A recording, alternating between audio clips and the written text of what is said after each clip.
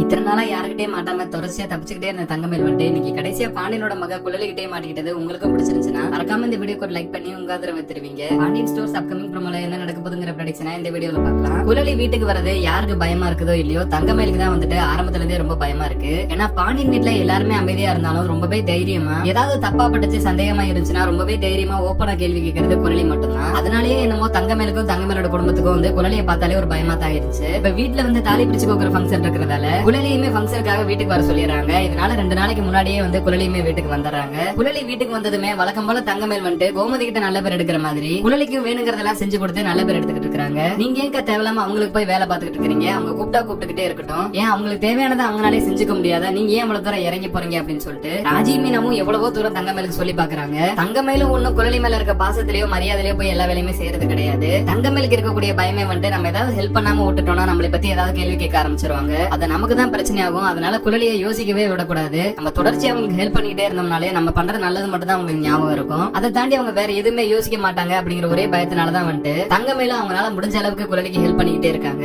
நாங்களும் தான் இந்த வீட்டுல இருக்கோம், நாங்களும் அப்படியே ஹெல்ப் பண்ணிட்டு இருக்கிறோம், நீங்க பாட்டுக்கு பேசாம நில்லுங்க அப்படின்னு சொல்லிட்டு ராஜி மீனா எவ்வளவோ வந்து தங்கமேல கன்வின்ஸ் பண்ணி பாக்குறாங்க. ஆனா தங்கமேல் வந்துட்டு அவங்க மறைச்சு வச்சிருக்க உண்மைனாலையும் குழலி மேல இருக்கிற பயத்தினாலையும் வந்துட்டு தொடர்ச்சி அவங்களுக்கு போய் ஹெல்ப் பண்ணிக்கிட்டே தான் இருக்காங்க. இதுல ஃபங்க்ஷனுக்கு நகையெல்லாம் லாக்கர்ல வேற இருக்கு. ஃபங்க்ஷனுக்கு போறதுக்கு நகையெல்லாம் திரும்ப போய் எடுத்துட்டு வரணும். நான் போய் லாக்கர்ல இருக்க நகையெல்லாம் எடுத்துட்டு வரேன்னு சொல்லிட்டு கோமதி சொன்ன உடனே தங்கமேல் டோட்டலா ஆடி போய் நின்னுறாங்க. ஏற்கனவே நகையை வீட்டுக்கு எடுத்துட்டு வந்தப்பதான் எப்படிதான் திருப்பி கொண்டு போறது, இவங்க கிட்ட எல்லாம் மாட்டாம எப்படி தப்பிக்கிறதுன்னு சொல்லிட்டு படாத பாடு பட்டாச்சு. இப்ப மறுபடியும் இந்த ஃபங்க்ஷனுக்கு நகைப்புறம் எடுத்துட்டு வந்துட்டாங்கன்னா இந்த வாட்டி நம்ம எப்படி சமாளிக்க போறோம், எப்படியாவது நம்ம இந்த பிரச்சனை இருந்து தப்பிக்கணுமே சொல்லிட்டு தங்கமேல் வந்துட்டு கோமதி கிட்ட அத்தை நீங்க தனியாலாம் போக வேண்டாம், உங்களுக்கு ஹெல்ப்புக்கு நானும் வரேன், நம்ம வர்றப்ப நகை யாராவது திருடிட்டா என்ன பண்ணுவீங்க, நீங்க தனியாலாம் போறது சிரமம் தானே அப்படின்னு சொல்லிட்டு தங்கமேல் வந்துட்டு எப்படியாவது கோமதி கூட போய் அங்க இருந்து வர்றப்ப அவங்களோட நகையை மட்டும் தனியா பிரிச்சு எடுத்துக்கிட்டு யாருக்கும் காட்டாம அப்படியே மறைச்சலாம் சொல்லி பிளான் பண்ணிட்டு இருந்தாங்க. நான் என்ன சின்ன குழந்தையா, இது கூட என்னால பத்திரமா கொண்டு வர முடியாதா, நான் பாத்துக்கிறேன் அப்படின்னு சொல்லிட்டு கோமதி கிளம்புறப்ப தங்கமேல் சொல்றதுல என்னமா தப்பு இருக்கு, நீ தனியா வர்றது கொஞ்சம் பயமா தான் இருக்கு, அவ்வளவு நகை எடுத்துட்டு நீ தனியாலாம் போயிட்டு வர வேண்டாம், கூட யாராவது வந்தா உனக்கு ஹெல்ப்புக்கு தானே இருக்கும் அப்படின்னு சொல்லிட்டு குழலியுமே வந்துட்டு சொன்னதும் உடனே தங்கமேல் வந்துட்டு ரொம்பவே சந்தோஷமா இந்த வாய்ப்பை எப்படியாவது பயன்படுத்திக்கிட்டு நம்ம நகையை லாக்கர்ல இருந்து எடுத்துட்டு வரப்ப பிரிச்சு எடுத்துறணும். நம்ம நகை நம்ம கைக்கு வந்துருச்சுன்னா வீட்டுல இருக்க யாருக்குமே வந்துட்டு அது போலியான நகைன்னு யாருக்கும் தெரியாது. நம்ம யார் கையிலயும் அதை கொடுக்காம அப்படியே கழுத்துல போட்டுட்டு திருப்பி ரிட்டர்ன் கொடுக்கறப்ப அத்தைட்ட சொல்லி அப்படியே கொடுத்து விட்டுறலாம். இதை மட்டும் கரெக்டா பண்ணிட்டோம்னா இந்த வாட்டியுமே அந்த நகை பிரச்சனை மாட்ட மாட்டோம் அப்படின்னு சொல்லிட்டு தங்கமேலும் வந்துட்டு கோமதி கூட கிளம்புறதுக்கு ரொம்பவே தயாரா தான் இருக்காங்க.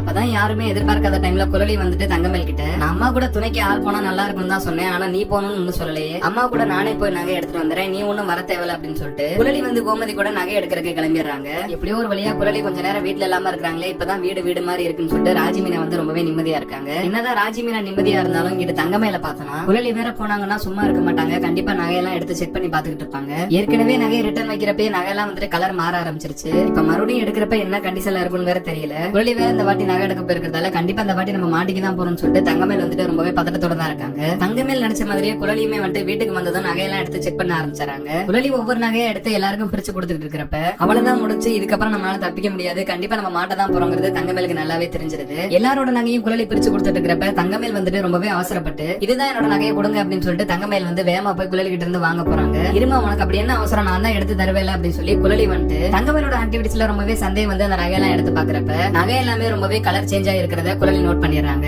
என்ன இந்த நகையெல்லாம் ரொம்பவே கலர் சேஞ்ச் ஆயிருக்கு, மத்த நகையோட கம்பேர் பண்றப்ப இது டோட்டலா கலர் வேற மாதிரி இருக்கு, ஏன் இப்படி இருக்கு அப்படின்னு சொல்லிட்டு குழலி வந்துட்டு தங்கமேல கேள்வி கேட்டுறாங்க. நடக்கிறதெல்லாம் பாக்குற மீனா வந்துட்டு இப்ப நம்ம ஆரம்பத்துல சந்தேகப்பட்டது சரியாதான் போச்சு, அதனாலதான் அப்பவே தங்கமேல் வந்துட்டு நகையை வந்து அரசி கேட்டதுக்கு போட்டு பாக்குறது கூட தரமாட்டேன்னு சொல்லியிருக்காங்க. அந்த நகையெல்லாம் போலியான நகை தான் போல, அதனாலதான் தங்கமேல் வந்துட்டு நகை விஷயத்தை பத்தி பேசினாலே பதட்டமாயிட்டு இருந்திருக்காங்க. சரி நம்ம ஏதாவது கேள்வி கேட்டாதான பிரச்சனை ஆகும், குழலியே கேட்கட்டும்னு சொல்லிட்டு மீனாவுமே வந்துட்டு பேசாம ஒதுங்கிக்கிறாங்க. குழலியின் தங்கமேல விடுற மாதிரியே தெரியல, இந்த நகையெல்லாம் எங்க வாங்குனீங்க, ஏன் இப்படி கலர் மாறி இருக்குன்னு சொல்லிட்டு தொடர்ச்சியா கேள்விக்கு மேல கேள்வி கேட்க ஆரம்பிச்சிட்டாங்க. அவ்வளவுதான் எல்லாம் முடிஞ்சு, எல்லா உண்மையுமே எல்லாருக்குமே தெரிய போகுது, இதுக்கு மேலே நம்மளால உண்மையை மறைக்க முடியாதுன்னு சொல்லிட்டு தங்கமேல் வந்து ரொம்பவே நடுங்கி போய் நின்றுட்டு இருக்காங்க. கூடிய சீக்கிரமே தங்கமேல் வந்து குழலி கிட்ட இந்த நகை விஷயத்துல மாட்டி நகை விஷயத்துல ஏமாத்துற மாதிரி தான் படிப்பு விஷயத்துல ஏமாத்தி சரணனை கல்யாணம் பண்ணிருக்காங்கிறது கூடிய சீக்கிரமே பாண்டியன் வீட்டுல இருக்க எல்லாருக்குமே தெரிஞ்சுட்டாங்க. அந்த தங்கமேலும் திருந்துவாங்க, அவங்க அம்மாவும் திருந்துவாங்க. நீங்களும் நினைச்சீங்கன்னா மறக்காம இந்த வீடியோக்கு ஒரு லைக் பண்ணி உங்க ஆதரவை தெரிவிங்க.